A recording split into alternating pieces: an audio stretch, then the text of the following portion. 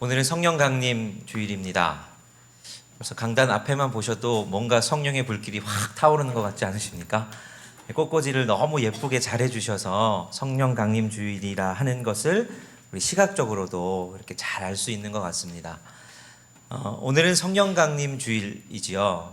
사도행전 2장에 보면 오순절 마가의 다락방에 성령께서 강림하시는 사건이 나옵니다. 그걸 기념하는 절기가 바로 이번 주일입니다. 마가의 다락방에 예수님께서 부활하신 후 제자들에게 너희가 나는 이제 아버지께로 가겠지만 내가 성령을 너희에게 보내주겠다. 그 약속한 성령을 너희가 기다려라 하신 명령을 따라서 제자들이 모여 있었습니다. 그때 오순절날 갑자기 급하고 강한 바람 그것들이 불더니 불의 혀같이 갈라지는 것들이 각 사람 위에 임했다라고 성경이 기록합니다. 그 각 사람에게 성령이 임한 외적인 증거로 뭐가 나타났느냐? 그렇게 사람들에게 성령이 임하고 나니까 이 사람들이 방언을 하기 시작합니다. 성경의 기록에 보면 거기에 그 사람들이 모였다는 소식을 듣고 찾아온 많은 사람들이 보기에 우리가 각각 다른 나라 사람들인데 각자 우리나라의 언어들이 들린다는 거죠. 그러니까 다양한 언어와 또 알아듣지 못할 새로운 언어들로 막 기도하고 말하는 그 방언의 역사가 임합니다. 그러니까 성령께서 임했다는 외적인 증거지요. 자, 그 사건으로 말미암아 이 성령 강림이라는 것이 실제로 일어났구나 하는 걸 교회가 알게 됩니다. 근데 그것만이 아닙니다. 교회에 일어났던 변화는 그냥 방언하고 여러 은사가 생긴 것뿐만 아니라 교회가 본질적으로 바뀌기 시작합니다. 사실 그 전에 이 성령 강림 사건 전에는 예수님의 부활을 경험한 몇몇 제자의 무리에 불과한 모임이었습니다. 한 100여 명 좀 넘는 그런 정도의 무리들이 그곳에 모여 있을 따름이었죠. 자, 그런데 성령 강림 그 사건이 일어나고자 어떻게 되느냐? 예수님이 돌아가시고 나서 부활하셨지만 여전히 자기들끼리 숨죽여 모였던 이 자그마한 그룹이 갑자기 이제 밖에 나가서 예수 그리스도께서 하나님의 아들이시고 우리의 구원자시다. 이걸 복음을 증거하기 시작합니다. 그랬더니 놀라운 능력이 나타납니다.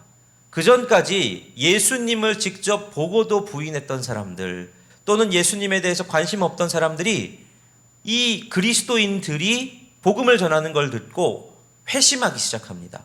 예수를 믿기 시작하죠. 놀라운 변화가 일어납니다. 그래서 베드로가 한 번 설교했더니 5,000명, 3,000명 막 이렇게 전도가 되기 시작합니다.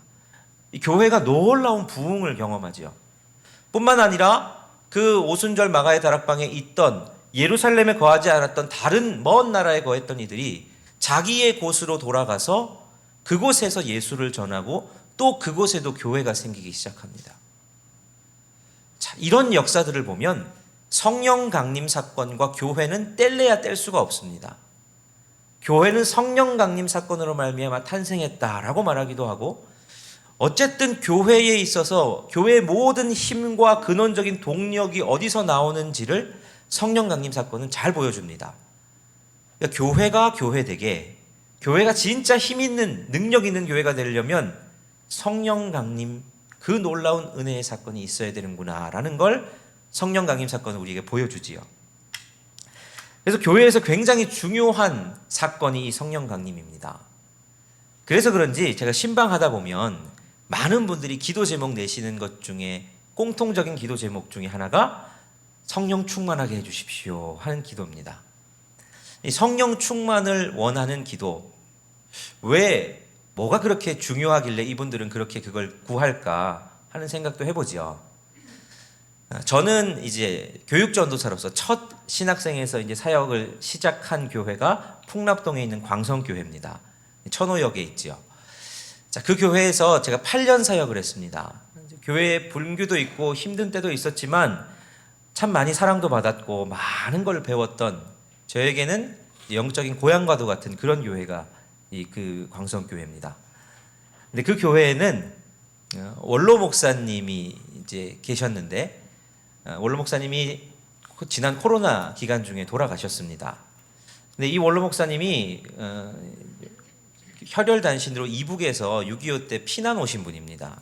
그래서 부산에서 신학을 공부하시고 거기서 열심히 사역하시다가 근데 사역하시던 중에 죽을 병에도 걸리시고 근데 성령님의 역사를 경험하면서 기적적으로 낫는 체험도 하셨던 그런 분입니다. 이분이 이제 풍납동에 있는 광성교회 그때 당시 10여 명 모였던 작은 교회에 이제 담임 전도사로 청빙을 받았습니다. 그래서 열심히 사역하셔서 나중에는 이분 은퇴하실 때는 출석 교인이 10,000명이 넘는 교회가 됐죠.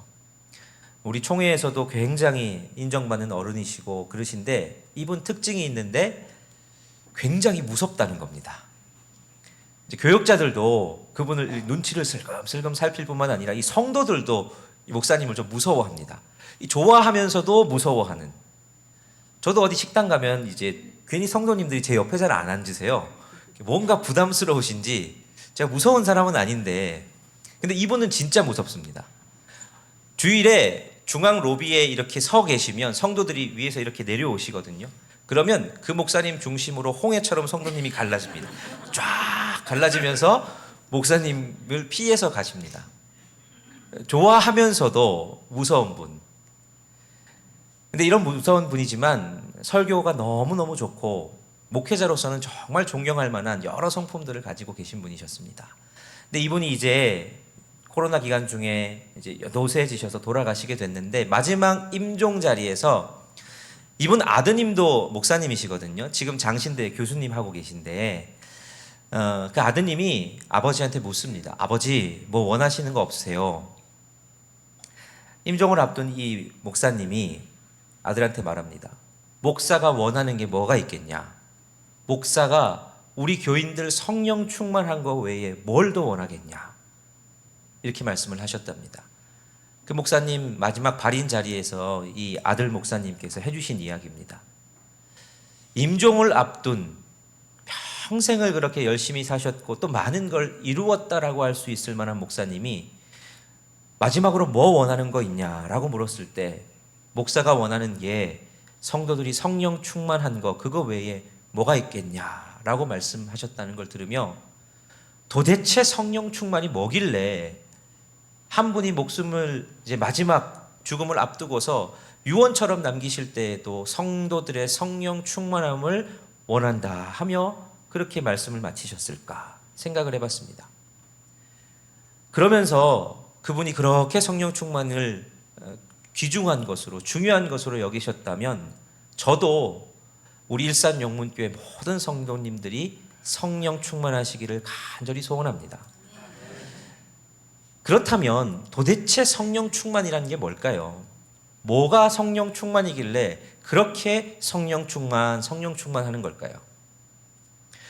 먼저 충만이라는 이 단어의 사전적인 뜻은 한껏 차서 가득함이라는 뜻입니다.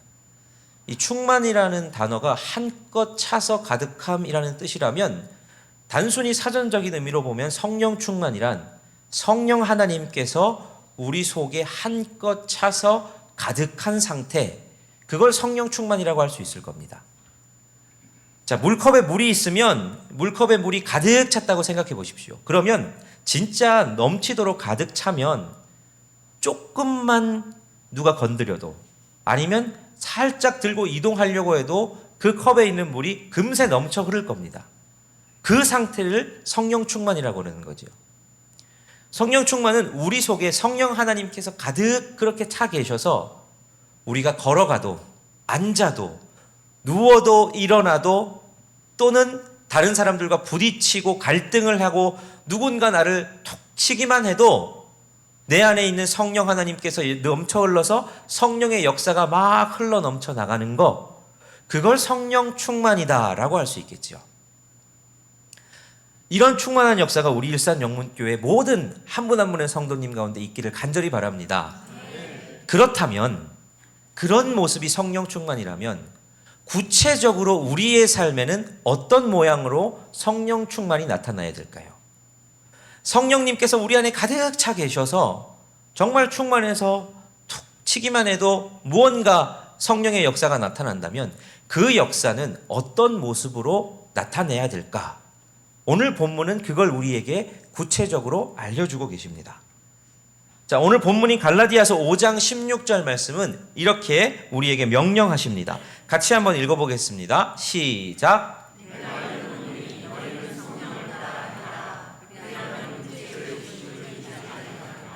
자, 오늘 본문은 너희는 성령을 따라 행하라, 이렇게 우리에게 명령하십니다. 우리가 성령을 따라서 행해야 한다라고 강력하게 명령을 하고 계시죠. 자, 우리가 삶을 살아가는 방식은 두 가지가 있습니다. 삶을 살아갈 때 우리는 두 가지 방향 중에 한 가지 방향을 선택하며 살아갑니다. 한 가지 방향은 육체의 길입니다. 육체를 따라 사는 삶. 다시 말하면 육체를 따라 사는 삶은 육체의 법을 따라가는 삶입니다. 또 다른 한 가지 방향이 있습니다. 그건 성령을 따라 사는 삶입니다. 그거는 성령을 따라 사는 삶이다 보니 성령의 법을 따라 사는 삶입니다. 이 두 가지가 있습니다. 자, 육체를 따라 살 거냐, 성령을 따라 살 거냐. 우리가 이 두 가지 중에 어떤 걸 선택한다고 할 때 둘 중에 뭐가 쉬울까요, 여러분? 육체를 따라 사는 게 쉽겠습니까? 성령을 따라 사는 게 쉽겠습니까? 네, 육체를 따라 사는 게 쉽습니다. 그걸 오늘 로마서 7장 22절 23절 말씀 우리 같이 읽으면서 한번 살펴보겠습니다. 시작. 내 속사람으로는 하나님의 법을 즐거워하되 내 지체 속에서 다른 법이 내 마음의 법과 싸워 내 지체 속에 있는 죄의 법으로 나를 사로잡는 것을 보는도다. 자, 이게 우리의 실존을 나타내 줍니다. 자, 우리의 마음의 법이 있습니다. 근데 죄의 법이 나를 사로잡는 것을 내가 본다라고 고백합니다. 요걸 우리에게 잘 설명해 주는 예화가 김동호 목사님 설교를 듣다가 이런 예화가 있었습니다. 자, 한 전도사님이 초등부에서 초등학생들을 대상으로 이제 설교를 하십니다. 전도사님이 묻습니다. 얘들아, 어떻게 하면 천국 가는지 아니? 그러자 한 여학생이 대답을 합니다. 예수님 믿으면 가요. 모범 대답이죠. 전도사님이 또 묻습니다. 그럼 어떻게 하면 지옥 가는 줄 아니? 그러자 이 학생이 대답합니다. 가만히 있으면 가요. 우리는 기대했던 대답이 뭡니까? 예수님 안 믿으면 가요. 이렇게 생각하죠.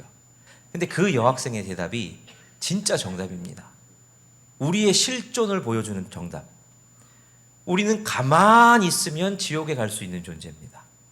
다른 거 아무것도 하지 않아도, 뭘 적극적으로 하지 않아도 그냥 가만히 있으면 육체의 길을, 가만히 있으면 죄의 길을 선택하는 게 우리의 본능입니다. 그게 우리의 실존입니다. 마치 강물이 이렇게 흘러가는데 그 위에 둥둥 가만히 아무것도 안 하고 있으면 강물이 흘러 떠내가려 가는 대로 가는 것처럼 우리는 육체의 길을 따르는 사람들입니다. 그렇다면 그 강물의 흐름을 거슬러서 좀 다른 방향으로 가려면 어떻게 해야 될까? 다른 에너지가 필요하죠. 그걸 오늘 본문 17절은 이렇게 말씀을 합니다. 우리 17절 말씀 같이 읽겠습니다. 시작. 육체의 소욕은 성령을 거스르고 성령은 육체를 거스르나니 이 둘이 서로 대적하므로 너희가 원하는 것을 하지 못하게 하려 함이니라. 자, 우리가 가만히 있으면 육체의 길을 택하는데 그걸 거스르는 방법이 뭐냐? 육체의 소욕은 성령을 거스르고 성령은 육체를 거스른답니다. 우리가 가만히 있으면 가는 그 육체의 길을 거스를 수 있는 방법은 적극적으로 성령의 길을 택하는 것. 그게 육체의 길을 거스를 수 있는 방법입니다. 로마서 8장도 동일한 사실을 우리에게 말씀해 주십니다. 자, 8장 1절과 2절 말씀 같이 읽겠습니다. 시작. 그러므로 이제 그리스도 예수 안에 있는 자에게는 결코 정죄함이 없나니 이는 그리스도 예수 안에 있는 생명의 성령의 법이 죄와 사망의 법에서 너를 해방하였음이라. 예, 육체의 법, 죄와 사망의 법, 이걸 이길 수 있는 힘은 생명의 성령의 법입니다. 그 법이 우리를 육체의 길, 육체의 법에서 해방할 수 있습니다. 거슬러 올라가게 할 수 있죠. 다른 힘이 됩니다. 자, 그렇다면 오늘 본문은 우리에게 너희가 육체를 따라 살면 어떤 결과가 나오고 성령을 따라 살면 어떤 결과가 나온다라고까지도 알려주십니다. 자, 보면 우리가 육체를 따라 행하는 것, 육체의 길, 육체의 법을 따라 사는 삶은 이런 일이 우리 삶 가운데 일어난다라고 말합니다. 자, 우리 노란 글씨만 한번 읽어보겠습니다. 시작. 음행과 더러운 것과 호색과 우상 숭배와 주술과 원수 맺는 것과 분쟁과 시기와 분냄과 당 짓는 것과 분열함과 이단과 투기와 술 취함과 방탕함과 또 그와 같은 것들이라. 자, 이게 육체의 일입니다. 육체를 따라 사는 방향으로 살면 이런 일들이 우리 삶 가운데 일어난답니다. 음행과 더러운 것, 호색, 우상숭배, 주술, 원수 맺는 것, 분쟁, 시기, 분냄, 당 짓는 것, 분열함, 이단, 투기, 술 취함과 방탕함과 그와 같은 것들, 이게 다 우리 육신의 일이라는 거죠. 요거 뭐 하나하나 다 뜯어보면 좋겠지만 시간이 없으니까 전체적으로 근데 한번 살펴보니까 이게 특징이 있습니다. 여기서 지금 나온 대부분의 것들이 어떤 특징을 가지고 있냐면 공동체, 즉 관계적인 특성을 가지고 있습니다. 이게 지금 나 혼자 짓는 죄가 아니라 관계적인 것들 속에서 이런 일들이 일어나는 겁니다. 육신의 일은 우리의 관계를 깨뜨립니다. 음행함으로 말미암아 가정이, 부부관계가 깨어집니다. 우상숭배함으로 말미암아 하나님과의 관계가 깨어집니다. 분내고 당 짓는 것, 분열함, 이걸로 말미암아 공동체가 깨어집니다. 육신의 일의 특성은 우리의 관계를 깨뜨린다는 데 있습니다. 우리가 육체를 따라 살아가다 보면 육신의 열매를 맺는데 그 열매들은 다 관계를 깨뜨리는 것으로 나타나더라 하는 겁니다. 우리가 아무리 은혜 충만하다고 해도, 아무리 은혜 충만해서 뭔가 한다고 해도 나중에 보면 우리의 관계들이 다 깨어져 있다? 여러분, 그건 육신의 열매를 맺는 겁니다. 사람은 누구나 다 공동체적으로 하나님께서 원래 창조하셨습니다. 여러분, 인간이라는 이 한자어 단어도 무슨 뜻입니까? 사람인의 사이간. 사람 간 사이에 우리 공동체적으로 인간이 존재할 수밖에 없다는 의미 아닙니까? 근데 공동체적으로 존재하는 것 속에서 육신의 일을 하다 보면 계속해서 관계가 깨어지는 것들을 발견하더라 하는 겁니다. 부모와 자식 간의 관계도 깨어지기도 하고, 부부의 관계도, 이웃과의 관계도, 내가 사랑했던 성도들과의 관계도 내 육신을 따라서 행하면 그런 관계의 깨어짐의 열매들이 발생합니다. 근데 반대로 성령의 열매는 그럼 어떤 특성이 있습니까? 자, 성령을 따라서 행하면 어떤 일들이 일어나는지 오늘 본문 22절, 23절은 이렇게 설명을 합니다. 같이 읽겠습니다. 노란 글씨만 읽겠습니다. 시작. 사랑과 희락과 화평과 오래 참음과 자비와 양선과 충성과 온유와 절제니. 자, 성령을 따라 행하면 이런 일들이 우리 삶 가운데 일어난다라고 본문은 이야기합니다. 그리고 이걸 성령의 열매라고 표현하죠. 콩 심은 데 콩 나고 팥 심은 데 팥 나지요. 성령을 따라서 행하면 성령을 심는 거고 성령의 열매를 거두게 됩니다. 육신을 따라 행하면 육신의 열매를 거두게 되는 거죠. 근데 성령의 열매도 한번 자세히 살펴보면 이 모든 것들이 다 관계적인 특성을 갖고 있습니다. 사랑도, 희락도, 화평도, 오래 참음도 모두가 다 관계 속에서 일어나는 일들입니다. 그리고 이 성령의 역사는 그 열매들을 통해서 관계들을 회복시킵니다. 관계를 살리는 특성이 있습니다. 육신의 열매가 관계를 깨뜨리고 공동체를 깨뜨리는 일이라면 성령의 역사는 관계를 회복시키시고 공동체를 회복시키시고 살리는 일을 우리 가운데 일어나게 한다 하는 거죠. 사랑함으로, 오래 참음으로, 자비를 베풀고 양선, 선을 행함으로 그 모든 것들이 관계를 회복시키고 공동체를 회복시키고 이런 특성이 있다는 거죠. 여러분, 그래서 나무는 열매를 보면 안다 그랬죠. 우리가 육신의 일을 따라서 행하는지 성령을 따라서 행하는지를 알려면 우리 삶에 어떤 열매가 맺히는지를 보면 됩니다. 여러분이 육신의 열매를 맺고 계시는지 아니면 성령의 열매를 맺고 계시는지를 살펴보면 우리가 지금 무슨 길을 따라서 어떤 방향으로 향하고 있나 하는 걸 알게 된다는 거죠. 교회 생활을 하고 기도도 열심히 하고 봉사도 열심히 하고 예배도 열심히 참여하지만 우리의 삶에 맺히는 열매가 육신의 열매들이 맺히고 있다면 우리는 육신의 일을 따르고 있는 사람입니다. 하지만 우리 삶에 내가 뭐 대단한 것 하지 않는 것 같아 보여도 내 삶에 사랑이 있고 기쁨이 있고 화평이 있고 오래 참음으로 말미암아 내 속에 깨어진 관계들이 회복되어지고 있다면 우리는 성령을 따라 행하고 있는 겁니다. 나는 요즘 아무 일 없이 너무 좋아. 나는 내가 원하는 것도 척척척척 잘 이루어져. 내가 원하는 기도 제목도 하나님께서 다 이루어 주셨어. 이렇게 하는 것 같은데 주변을 보니 나와 만나는 사람들이 다 상처받고 깨어져 나가고 내 주변에 있는 관계와 공동체들이 그렇게 죽어가고 있다면 우리는 육신의 길을 택하고 있는 겁니다. 하지만 내가 예수 그리스도를 믿고 내가 성령을 따라서 살아간다고 열심히 해보더니 우리의 부부의 관계가 회복되고 내 자녀와의 관계가 회복되고 나로 말미암아 상처받았던 사람들이 나 당신 때문에 상처가 좀 치유됐어 이런 얘기를 듣는다면 우리는 성령을 따라 행하고 있는 겁니다. 마틴 로이드 존스 목사님이 그래서 이렇게 말씀을 하셨습니다.